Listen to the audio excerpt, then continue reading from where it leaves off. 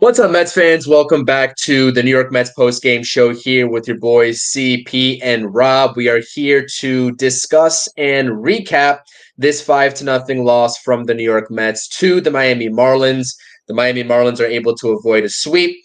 Very sloppy, very ugly game for the New York Mets in the matinee day action on this Wednesday, and we'll talk all about it from the offensive struggles to the struggles a little bit of Tyler McGill. Before we get fully into it, what's up, Rob? How you doing? Eh, that was a game I didn't feel like watching. Unfortunately, it was just a bad game all around. I didn't like the start from McGill. I think the at bats were just like completely. I mean, did it look like they wanted to be there today? That's the way it looked.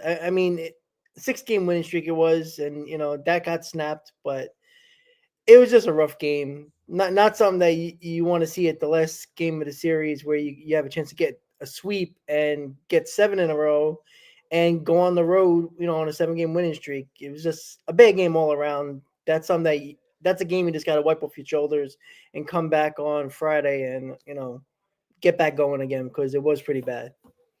Yeah, the silver lining here is that the Mets still do win the series and take the series against the team they should take a series from, but we are always greedy in terms of wanting the sweep, and that would have been so very nice, especially to improve that 6-game win streak onto 7. But it's time to start a new win streak after tomorrow's off day. But let's just take a look at the box score because not much seemed to go right for the New York Mets, and that started from the very jump because Tyler McGill didn't have his best stuff today. I mean, he threw 28 pitches in that first inning. He had thrown 8 straight balls to begin the game in the first 2 batters of the game.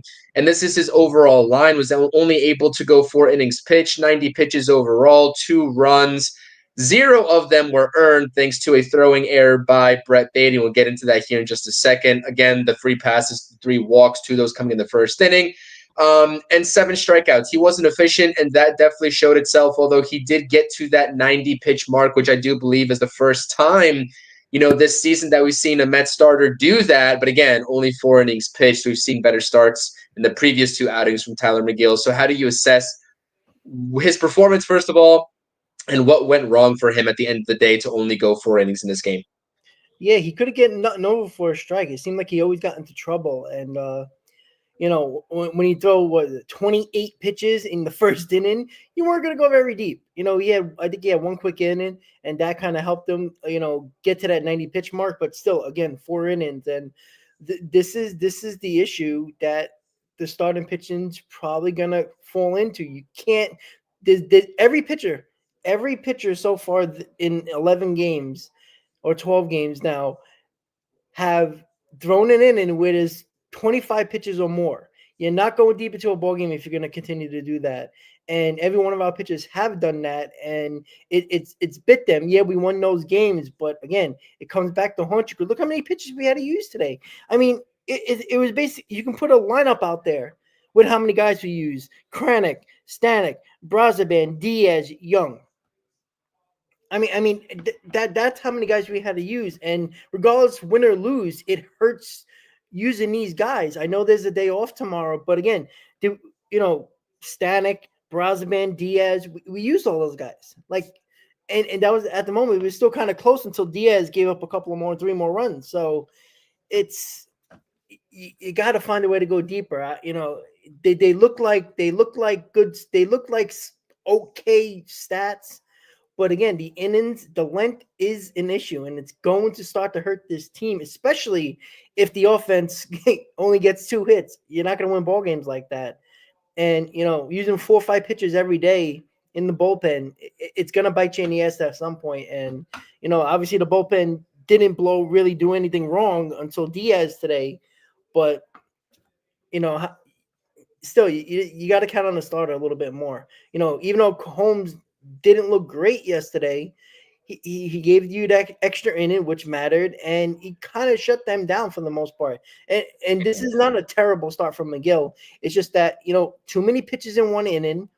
And again, this is a team you got to do better against. You do. You have to go 5 innings or at least against a Marlins team. This team is not good.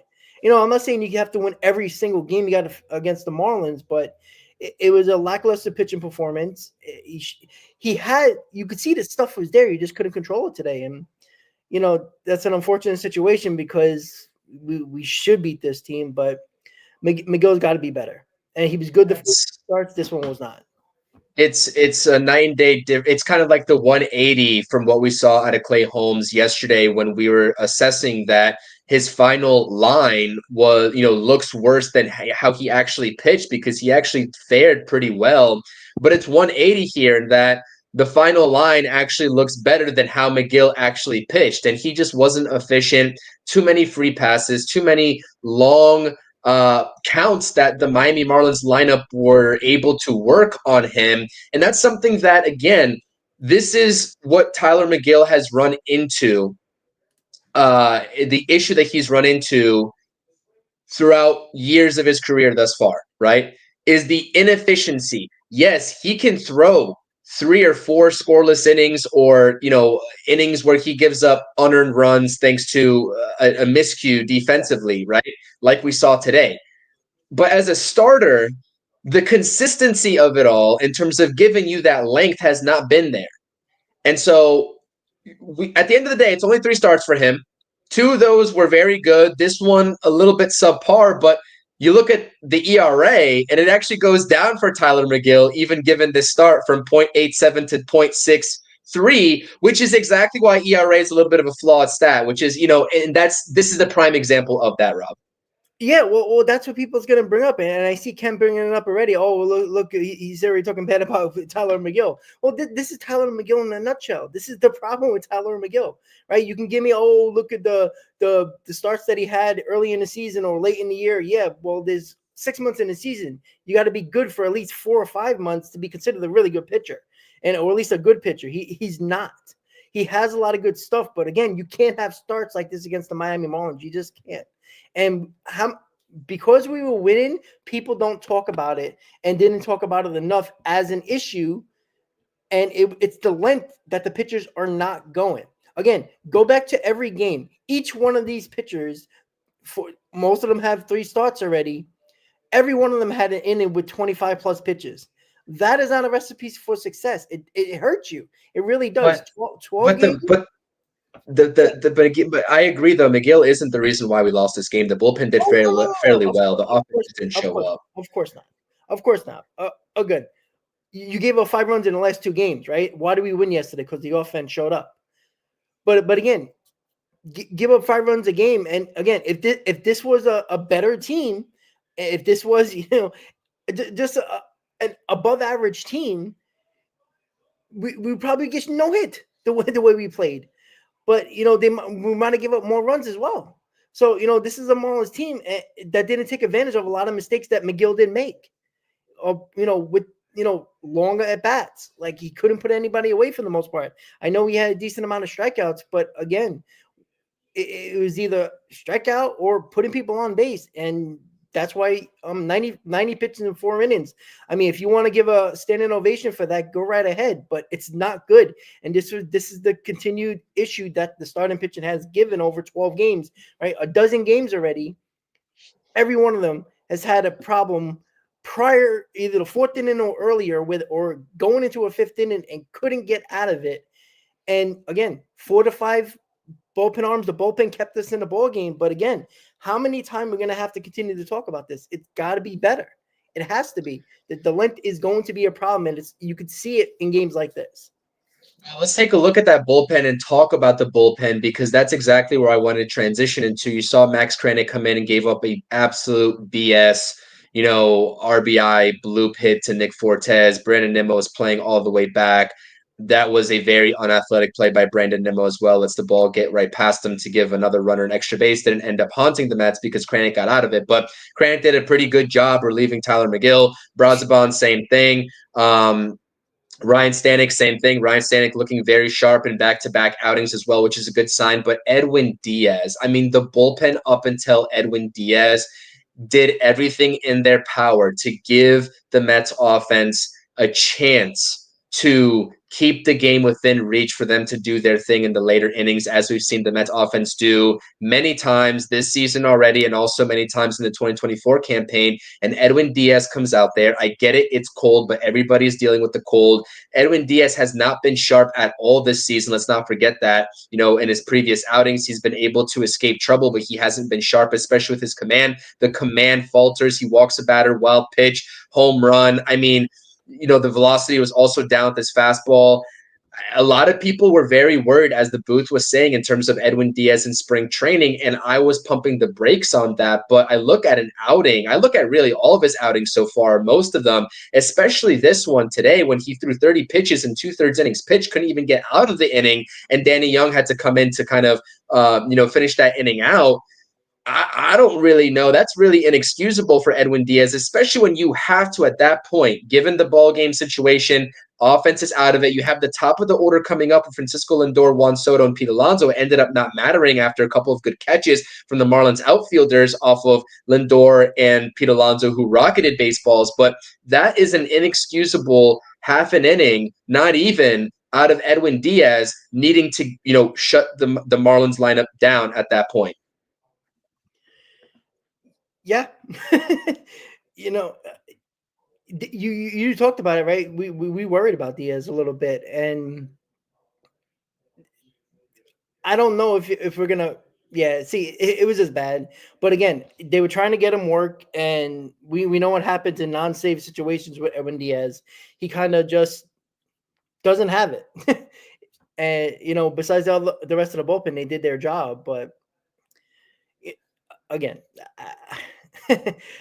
I don't know if he blows a save. I'd be more concerned. I know it was 2-0 at the time, but were the Mets really going to hit in this game? They didn't hit for 8 innings. But still, you need to post a 0 there. I mean, I'm sorry, especially look a little bit better than what you've looked like before. Mendy didn't have to put in Diaz then. We gave a lot of credit to Mendoza. The last couple of games, actually, most of the first couple of games of the year, 12 games of the year. It's just today. Why bring in Diaz? You had other guys in there. I mean, you had an off day anyway. You used about 30 guys as it is. So, he didn't want to. He didn't work the first 2 games. That was his first appearance in this series, so he just wanted some work with the off day tomorrow. He'd still be available for the A's series on Friday. But this game was in hand, and we all know Diaz, and it's been well known that Diaz doesn't pitch well in situations when it's not a save. Maybe even a tie game, I could see. Okay, you can bring him in, your closer, in to keep the game. A tie game. I know it was only 2-0, but again, the Mets weren't hitting, and again, that's not a spot for Diaz. Like, you could have brought in, you could have put somebody else in for that matter, and again, you use a lot of guys anyway. Like, could you gone an extra inning with Stanek? Could you you still had to bring in Danny Young because Diaz couldn't get the job done.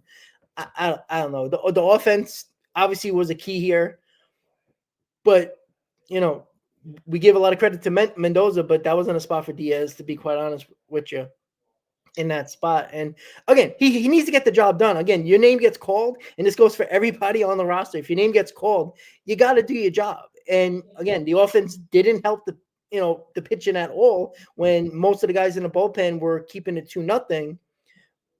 But nobody did the job today. When you got a hit from Alonso and a hit from Lindor, and nobody else in this lineup did anything, you're not going to win a ball game. So, am I going to throw it all on the pitching? No, that's not fair. I mean, you did give up 5 runs regardless, but there was no life today in the bats at all. And you talk to guys in the top of the order, you talk them in the middle of the order, and the bottom of the order was a no-show. So it's got to be better.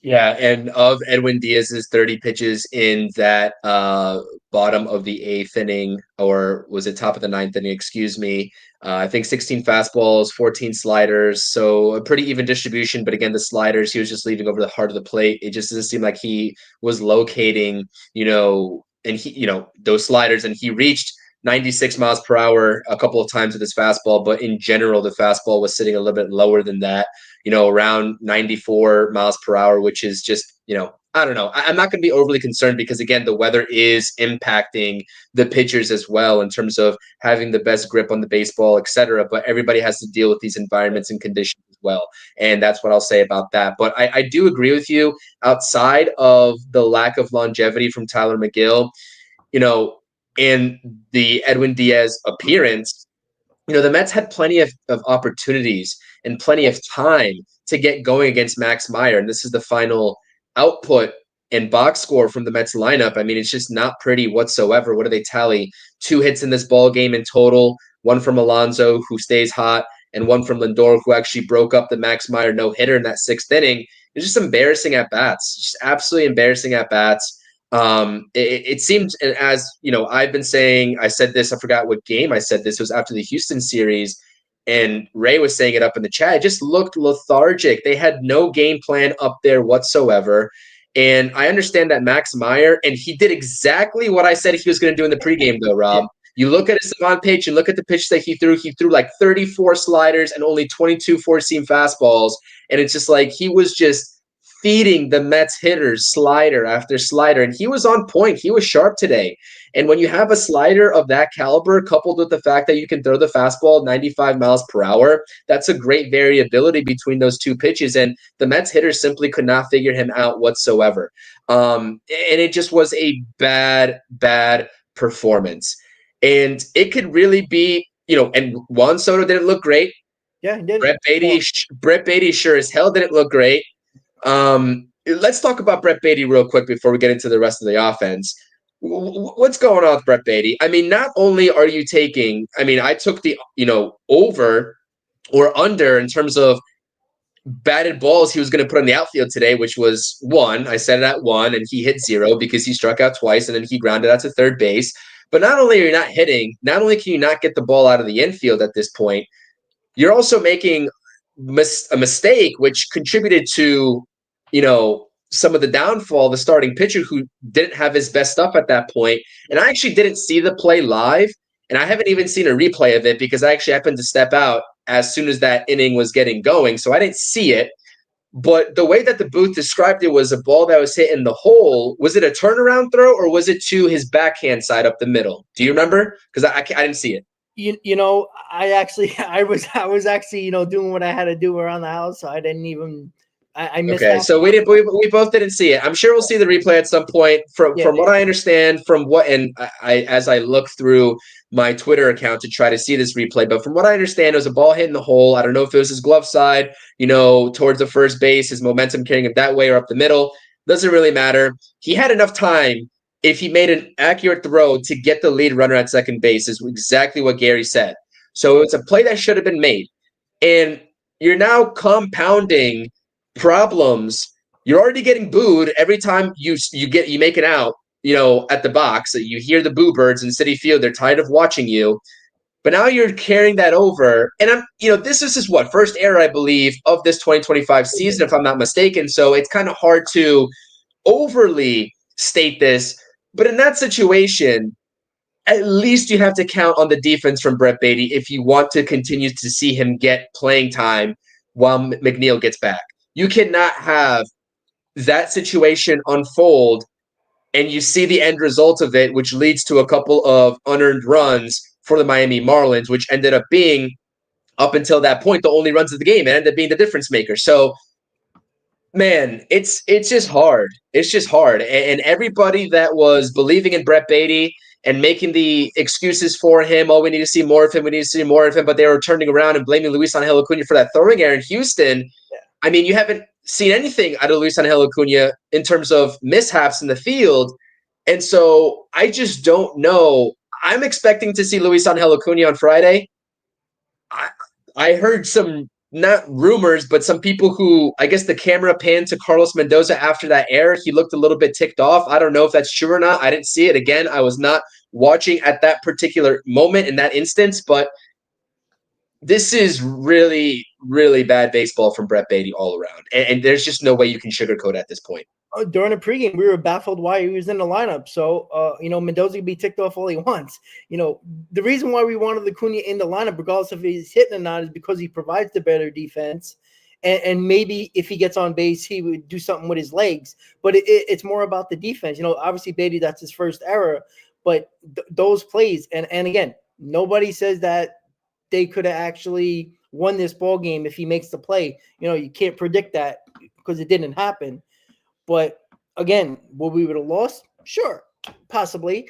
But you know, at times you got to pick up your pitcher, and he didn't do that either. And again, we this is what the third game we lost when an error has been made, a bad error has been made, and it cost us runs, and it ended up hurting the pitcher overall. I mean, obviously, this most of the time the starters were in the game when they made this error. It was Senga with Lindor, it was Acuna with Holmes, and today it was Beatty with McGill. So the pitcher should get back up and do the job as well. But the defense, you just got to do that. You got to make the play.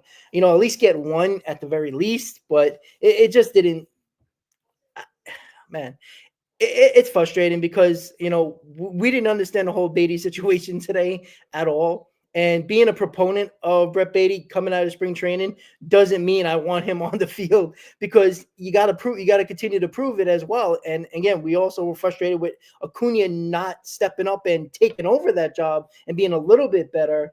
But you see what happens when a guy who, one, is out of position, two, isn't the better defensive player. At this point, when nobody's hitting, you got to put the better defender on there, in my opinion, right? You're just helping your pitcher out, especially the starter. Not saying that, look, anybody could have made that error today, right? If it was Lindor, we wouldn't, go crazy about it because it's Lindor. But because it's Beatty, it's extra, motivation for get the Beatty the hell out of here. So, I mean, he's working his way off this team rather quickly. Like, does Beatty stay in this team for long? Even if McNeil's not coming back until the end of the month? Like, is that really possible at this point? I think we believed it's possible because of just the situation. Is there anybody else in the minors? Are they going to bring one of the top prospects up? Are they going to bring Williams up over Beatty? I don't think so. I just don't think so. Again, Beatty has something on this team, because it's amazing how many chances he gets. I mean, it's just not good. Yeah, and Carlos Mendoza being asked about Brett Beatty and some of the struggles early on this season, talking about the typical managerial spiel that you give the media. He's going to continue to get opportunities and this, that, and the other. And it's just like, all right, Mendoza keeps it pretty real sometimes, but I'm like, that answer is just cookie cutter. And of course, he's going to continue to work hard. I mean, this is a new position, and he's struggling at the plate. So defense is really his only way to keep getting at bats, right? And I don't know. It's just frustrating. But like we said, like people are saying in the chat here, we're focusing this on Brett Beatty right now, and it's easy to pile on the kid when he's struggling. And, as much as we don't want to do it, he's kind of making Mets fans do that, because just no facet in the game right now is good for Brett Beatty. But let's kind of move this conversation along, because Brett Beatty wasn't the only one that took the over in this game. I mean, he wasn't. Juan Soto looked absolutely abysmal up there. I'm sorry. Juan Soto had one of the worse off games that I've seen him in a Mets uniform thus far in terms of the actual production output and approach at the plate. He looked completely off, struck out one time, grounded into a double play, in another at bat. And it's hard to get anything going because he's such a vital piece of this lineup, especially in the top three. Now, again, Juan Soto's Juan Soto. I mean, his OPS is still above 850. Last time I checked, he's still batting around 300. I mean, just under that, at like 280, something like that. So, those are not typical Juan Soto numbers that you would expect, but you would expect him to also come around, right? He's going to be a staple of this organization for the next 14 years, and that's just that. He's going to come around. But, the other guys, Vientos, another 0 for, Nimmo, 0 for 3. I mean, Nimmo looks lost again, right? It's just time and time again, we're just seeing these bad approaches, and the offense in general just looked very lost and uninterested today. That's lethargic and uninterested are the two words that I would best describe the approach at the plate today. Outside of the two swings from Alonso and Lindor to produce base hits. There were a couple of hard hit baseballs. I'm not going to lie. I mean, Lindor had another one that, he got robbed by the right fielder in the last inning. Same thing with, Alonso, which is a hell of a catch in center field, slamming into the wall to end the game. Brandon Nimmo took one for a ride to the opposite way, but he got caught on the warning track. Like, there are at bats that you can point out, like, hey, that was solid contact, just right at a guy, or they made a great play. But in general, more often than not, it just looked a little bit lazy. So, what did you make of that in terms of the actual approach of it all? Whether swinging at a certain count, not swinging at strikes early in the count. Like, what did you think of the entirety of the Mets lineup in this game? Yeah, yeah. With Juan Soto and his OPS, I know you brought it up. I don't care about OPS. I really don't care. It doesn't tell the full story. I mean, it kind of does, but I just think that's a flawed stat in itself, because I expect Juan Soto to be a 30 home run guy, and when you have one home run in 12 games and a couple of RBIs, I know he's had his walks. I know that, but again, we need run production from him. We definitely do. I bring it up a lot with other guys too. So Juan Soto is not going to be immune to this at all, right? Big payday, you got major money, you got to be better. You can't you are human, you're going to go 0 for 4, we understand that. But again, he's looked bad a couple of times against the Marlins. I mean, it looked like he never played baseball before. Like, he looked terrible at the plate today. Absolutely terrible. Like, again, he looked balanced at the plate yesterday. Today he didn't at all. And, same thing that goes for Nimmo. I mean, what the hell is wrong with Nimmo? I'll tell you what, his approach at the plate. Like, can we stop talking about Brandon Nimmo as this guy that, like, you want to show somebody that stole money? Brandon Nimmo definitely did. He got paid as a center fielder. He's a left fielder, kind of a DH. And he hasn't been the same in 2 years. Since he got his contract, he has not been the same at all. He's not the center fielder anymore. He is not the player that the Mets thought he was going to be after 2022. He's become a power hitter who's not a power hitter. He's become a guy who can hit 260, 270, is a guy who's hitting 220, 230 because the Mets want him to hit 20 home runs. And how much more can I blame the team when this is the same thing that we talked about with Jeff McNeil. I don't care what the team says. Right? You're your own individual player. When you suck and you're not the player that actually got you that contract and you're trying to be completely something different, I'm sorry, Brandon Nimmo is not going to be a 25 to 30 home run guy. They got to stop with this power nonsense with Brandon Nimmo. He's not a good player when he hits home runs. He's not. I can give a shit about the RBIs. We had 89 RBIs. Congratulations. He still sucked. His approach is terrible at the plate. He's not the only one. But he's been the problem for longevity on this team. He has been part of the problem.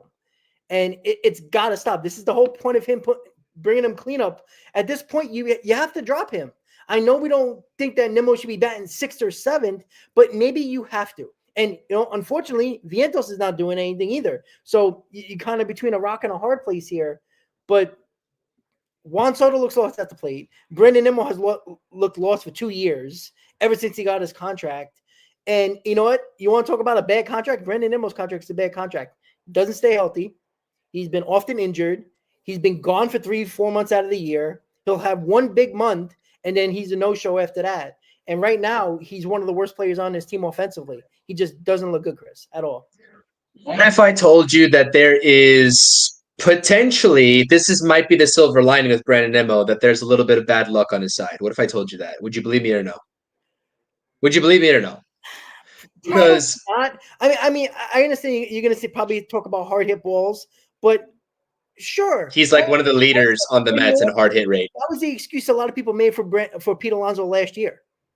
When he did hit the ball, he hit it into bad luck. Fine, but again, you're getting paid over $20 million a year. There's execution there too. He just, again, the hard hit balls, but how many times does he strike out per game? How many bad at bats did he provide when he hits one hard hit ball a game? And yeah, Nimmo's strikeout rate's at like 17%. It's not that bad. It's terrible. even I know. I listen. I get it that I'm kind of reaching here, but I just wanted to make sure that everybody knows that there are like, and this is to my point. What I said when you see a couple baseballs being hit hard by Lindor, Nimmo, and Alonso, and just getting caught, right? Like, there's some things that you can't control. But I agree with you in general. The approach to the naked eye, if you don't get into the hard hit rate, which Brandon Nimmo is again one of the leaders, he's got a harder hit rate than or a higher harder hit rate than Francisco Lindor, who's only at 39%. It's higher than Juan Soto's. Pete well, Alonso is probably the well, top of the Mets, let me but like still, let me just ask you when Brandon Nimmo was Brandon Nimmo, right? When he was the on base machine, the guy, the doubles machine, the base hit machine, right? Were we talking about hard hit ball? No, it's a ball that, you know what, he would take the outside corner, he would hit it to left field, gets a base hit, you know, hit a double in a gap. yeah, It's really all or nothing with Brandon Nimmo, and that has been the problem with him. And what was it, 70% of the time the strikeout rate? That's what you said. yeah, about 17. Uh, check how many times that was with people on base. Probably a lot. And, Oh, I mean, yeah, he's been bad with runners that's the scoring position. problem. Like the first 3 games of the season, I think he left like 10 men left on base. I talked about that when we were in Houston on our pre games and post games about how bad it was. He left on the most amount of guys in the first 3 games of the series. Like that's a problem, and that has been a trend. And you know, when he has like a month and a half of a great hot streak, I mean, he had like 80 RBIs prior to the All-Star break, and he ended up with 89 last year. And again, when you just look at the stats, everybody's like, oh, he had 20 plus home runs, 89 RBIs. Oh, it's a decent season. Yeah, but that's not the Brandon Nimmo. You don't need that from Brandon Nimmo. Not when you have Alonso, Vientos, now Soto, with Lindor. You don't need that. You need Brandon Nimmo to get on base.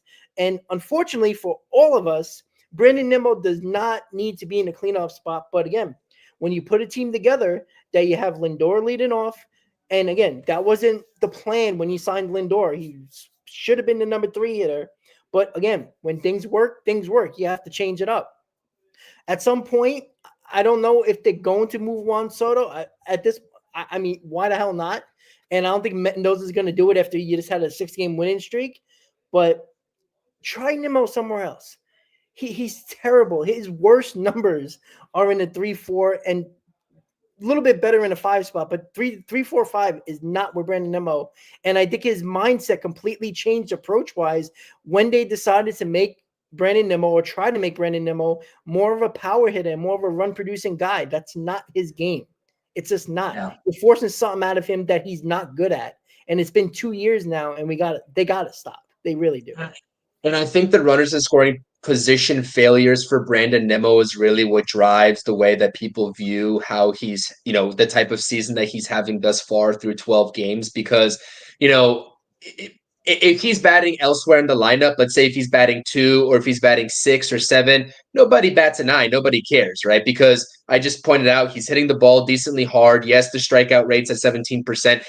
I will say with the strikeout rate, it has been going up over the past 2 seasons. It was at like 21 and change in 2023. Clearly, he had the contract and got the extension after the 2022 season, which was great. He only struck out 17% of the time in the entirety of the 2022 season. And it went up to 23%, actually just over that in 2024.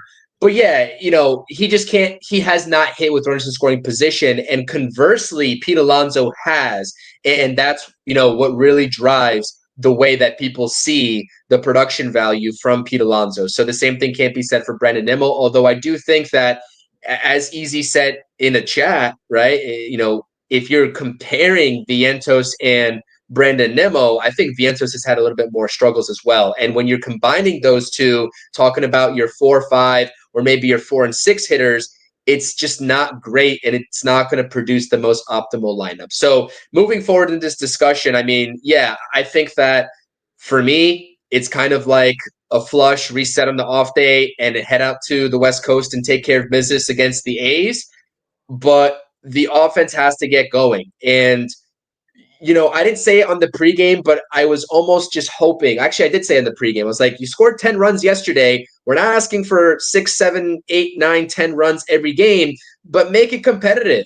And today they just fell flat on their faces, and that's the problem. So when they have a game like that where they explode, it just seems like they come back very lethargic, very uninterested the very next day. That seems to have been, be a consistent pattern since I can remember, really. Yeah. I mean that has been an issue. 10 runs, 0 runs, 10 runs, 1 run. It's just it's not going to do the trick. And everybody wants to talk. Met fans are very known for talking about protection, right? So Pete Alonso has no protection at all, and he's having a great year. So no Met fans bringing up protection now, right? Because he's doing so well. When you're a good to great player, you don't need protection in the lineup. You're a great player. And Pete Alonso and Met fans, I don't want to hear it no more about protection. But how about this? Why isn't Juan Soto hitting with the best protection probably in the league right now that anybody can ask for? And Juan Soto's not doing so well. So protection is a thing that fans make up. It's 100% true because that's all I heard last year with Pete Alonso. So Pete Alonso's having an excellent start of the season with no protection at all. Nimmo, Vientos, Marte at times. No protection at all. Not one Met fan has brought it up once. So Juan Soto don't get the benefit of the doubt because, Pete Alonso's kicking ass right now. So protection doesn't mean anything. So, how about this? And I said this in the pregame. Maybe because Pete Alonso's so hot, why don't you move him behind Brandon Nimmo, right? Why are Met fans talking about that? They love to bring it up when Pete Alonso's struggling. Why not put Pete Alonso behind Brandon Nimmo and see if that helps him out? You know why nobody's talking about that? Because everybody knows that Brandon Nimmo is not a guy that should be producing runs. That's the problem. So protection means nothing. If you're a good player to great player, you are good offensively. You find ways to make things happen. Pete Alonso is proving that right now. So protection is just useless at this point. It doesn't mean anything. When you're a good to great player, you do the job. And Brandon Nimmo, regardless of where he is, hasn't done any job. So again, Met fans, why haven't I heard one Met fan in 12 games so far saying, why don't you put somebody behind Brandon Nimmo that's actually hitting? Give him protection. You know why? Because people don't look like Brandon Nimmo to have that offensive production. Because again, they don't know. We don't know what to do with him. So the protection is pointless. And I just wanted to bring that up because I know everybody loved to bring that up last year and even this year, right? People wanted protection, and a lot of people probably wanted Juan Soto behind. I think you wanted Juan Soto, if I'm not mistaken. You wanted Juan Soto in front of Pete Alonso batting third. That's the way you wanted it. Yes, with Vientos batting second. Okay. So and Nimmo, you see that's what I'm saying. Like Nimmo would have been. Oh, Nimmo's still batting fifth. Yeah. Well, yeah, he's still behind Alonso anyway. So that's the issue, right? It never hurts to try it, right? If protection is really a thing, then Pete Alonso should be behind Brandon Nimmo when Brandon Nimmo hasn't been actually doing anything, and see if it works. So I don't know. I think the protection is just a way to fans to make excuses for players, and they did it last year. Met fans did it for Pete Alonso, and nobody's gonna bring it up for Brandon Nimmo because, it's Brandon Nimmo. Nobody expects him to be a big run producer. Everybody's just lying to themselves if they believe that. So again, either they move him out of the top four and see what happens, or you got to move somebody who's hot, and there ain't many of them. Pete Alonso's the hottest. Try to protect Nimmo then, if anybody wants to try to protect anybody, which I think is a silly fan excuse for a player. Yeah, I think the recipe for Pete Alonso's is pretty evident. Again, I got a Pete Alonso video coming out tomorrow that I'll reserve for tomorrow evening. But, the approach is just night and day different. I'm curious to see what the overall fastball percentage in terms of overall pitches that we're going to end up seeing him get compares to last season, because last season was about 58% of the time he saw fastballs. Right now it's sitting around just over 52%. So that's a little bit of a decline, but we're only talking about a 12-game sample size at this point. And yeah, Brandon Nimmo, I think it's time that people start talking about it, because he had a pretty decent season in 2023 in that lost year, right? And then he just absolutely sucked. Let's just call it for what it is. He sucked last year in 2024. He's bad. Yep. And he's not off to the greatest of starts in this season. So I think that the Mets lineup is going to need to count on him, especially if there's no lineup changes in sight. If they continue to roll with him in the middle of that order, in the 4 or 5 spots, the Mets are going to need to get him going, and that's for damn sure. And it also helps that Pete Alonso is not missing on the fastball because he's hitting over 400 on the fastball compared to just 265 last season. And the breaking stuff, like he's hitting the breaking stuff this year, but the fastball, when they're making those mistakes to him with the fastball, he's just not missing. That's the night and day difference between Yep. 2024 Pete Alonso and 2025 Pete Alonso thus far.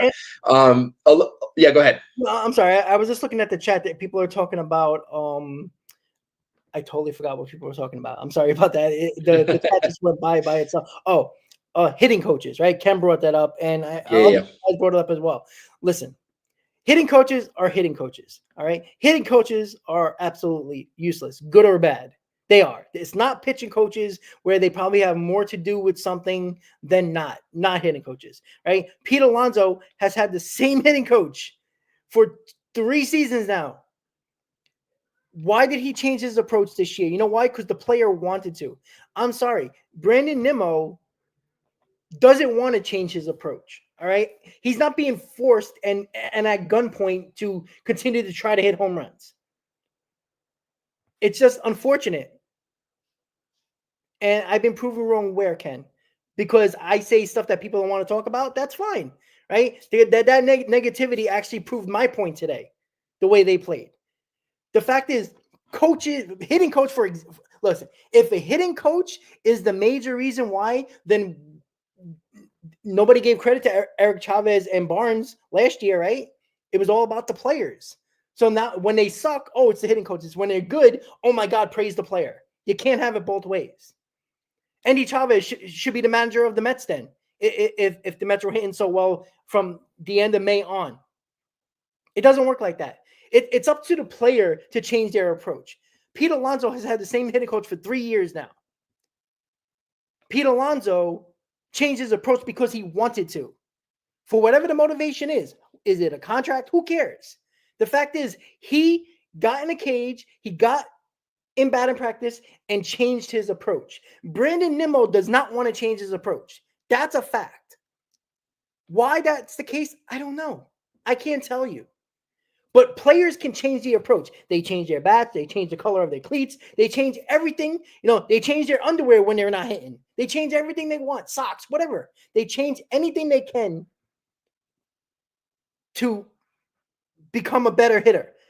And the approach at the plate is on the players. Don't blame the coaches, all right? The pitching coach probably has more to do with a pitcher and helps them out or benefits or not benefits them from time to time. But hitting coaches, come on. They're paid for no reason. They stand there, they say, oh, well, that looks good. At the end of the day, the player goes to the plate during batting practice, in the cages, doesn't matter. It's up to the player to change their approach. Pete Alonso, all the credit to him, changed his approach. Just because they have a philosophy doesn't mean that you have to abide by it. There is no law saying if the Mets don't abide by Eric Chavez and Barnes's approach to hitting, then your contract is voided. All right, come on, that's what we're doing here. We're talking about hitting coaches, right? If the hitting coaches are so bad, then why is Pete Alonso hitting? Why is his approach completely different from the last 2 seasons? Because he finally decided to change it, right? He believed that hitting home runs and more RBIs and having a terrible average is what can get him a big contract. And that low batting average kind of basically messed up his entire approach to what was good for him in 2022 and before that. That's the problem. And Ray, I do change my underwear. Don't peek behind the door, please. But at the same time, the coaches don't mean nothing, man. Come on. You think if Eric Chavez gets fired tomorrow with Barnes and the Mets say, you know what, we're not doing hiring coaches anymore. Players, do what you're going to do. You really think Brandon Nimmo's going to be like, you know what? I think I'm a doubles and singles hitter. I'm not a home run guy. Come on. Seriously? Jeff McNeil started to become, just because they changed their approach, maybe they liked what they heard from the coaches and say, you know what? I like that approach. But when it doesn't work for 2 years, change it up. I'm sorry. That's on the player at that point, not the coaches. It really is. Sorry, Chris. Go ahead. I think using excuses for hitting coaches is like, come on. No, no worries. For me, let's take a look ahead. I think this is the appropriate way to kind of end the post game because this is going to be a long season and having the offensive discussion, and we're going to go through these ripple effects. We're going to go through these ups and downs, and that's just going to be how it is in the post game, streams. And we're not going to really have a good basis until we at least get through the first quarter of the season. Then we can really assess, the overall numbers, et cetera, both individually and team wise. So I'm waiting to that point. 12 games is a little bit soon, but there are some some subtleties that you need to correct on an individual basis. And if we wanted to go through each hitter and do that, we definitely could do that. It'll take 2 to 3 hours, but we don't have enough time for that in the post game. So it's a day by day basis, and we'll see how the offense bounces back because you had an offensive explosion in game 2 of this series. They did not show up today, right?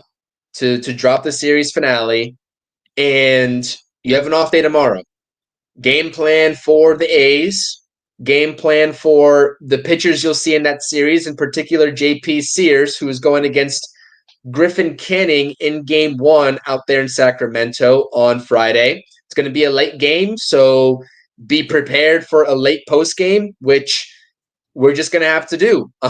So hopefully you all can grab your coffee and stay up with us because I'll be tuning into that. And the one thing that is very, I guess important to note about this series upcoming, given the offense, and this is where I'll leave things at here in this post game, is that Sacramento, I guess we shouldn't call them the Sacramento A's because they're not that, but the A's stadium in Sacramento, in which they're playing at right now, has been a hitter's park so far through the first little bit of these games in this season. I think there's like 18 home runs that have been hit out in that ballpark alone. So can the Mets finally take advantage? Because they didn't seem to want to do so in that short left field in whatever the Astros ballpark is now called, not Minute Maid, but whatever it is. You were there. You saw what I'm talking about firsthand. They did not take advantage of that short porch.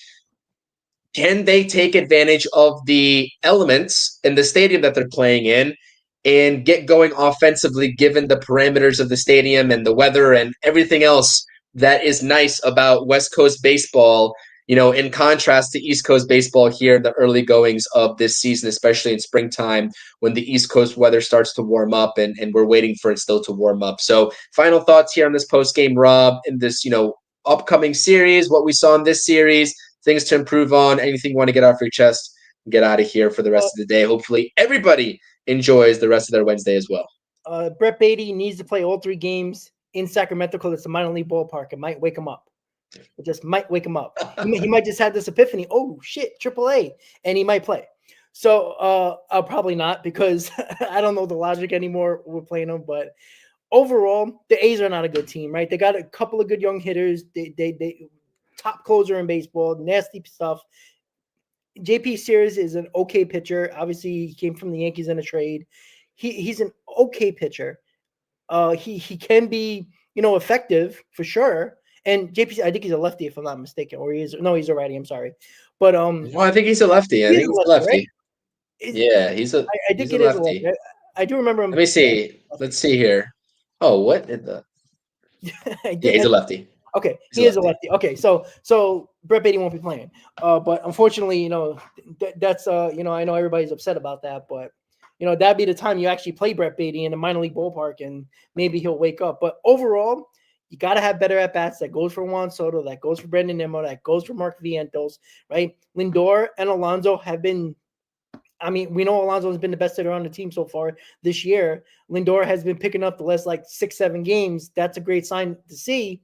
But again, you can't have your 2 and 4, 5 and 6 hitter not doing anything at all. It's completely just lost.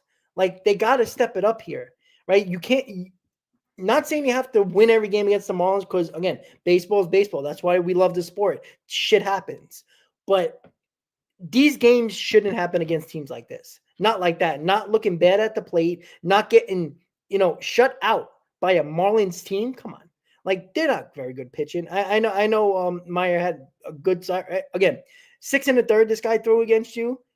I mean, come on. He only had 4 strikeouts, so he was efficient with his pitches. That's why strikeouts are a flawed stat sometimes when you say, oh, well, look at 10, 7 strikeouts from McGill, but he still only went 4 innings. So, he was striking out guys, and they were efficient for pitches, but it builds up the pitch count as well. Sometimes you have to be efficient with that and maybe pitch to more contact. And again, the Mets got to beat this. I was just going to say Oakland, this Athletics team.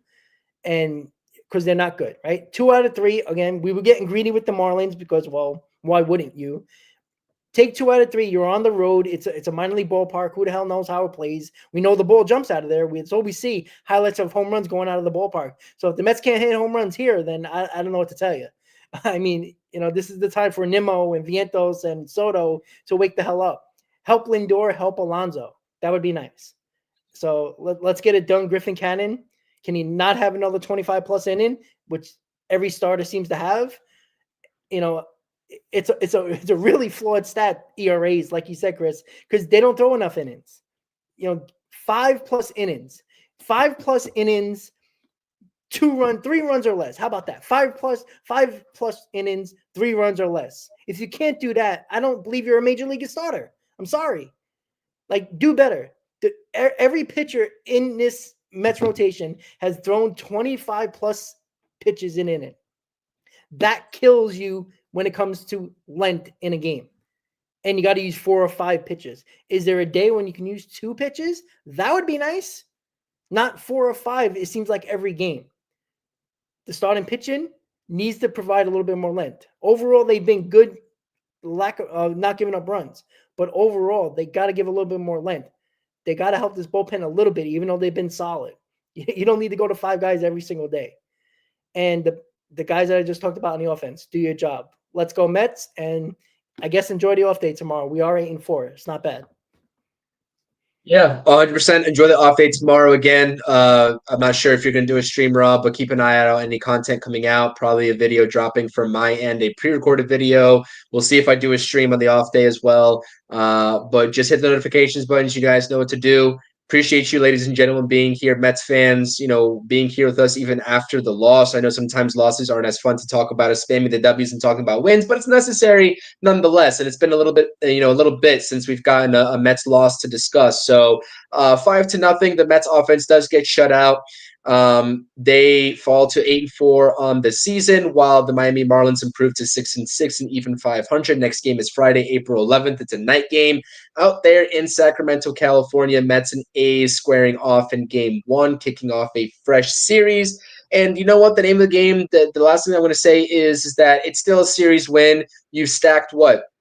3 series wins in a row now, right? It's 3 series wins in a row now, 2 against Miami, a sweep against Toronto. And that's the name of the game over 162 games, is that you just got to continue to stack series wins. Sweeps are nice. They're the cherry on top that we got against the Toronto Blue Jays. But it's about series wins at the end of the day because you can't win them all. So that's what I'll say about that. Hopefully the offense rebounds against JP Sears and the A's. We'll see you all on Friday for the pregame and the postgame. And if there's any changes to any of the streams that we do, if we have to cancel one last minute, we'll post it on the community tab and let you all know. But always assume that they are on until you get further notification that they aren't. As always, let's go Mets. We will see you all in a future stream. Peace out. Let's go Mets.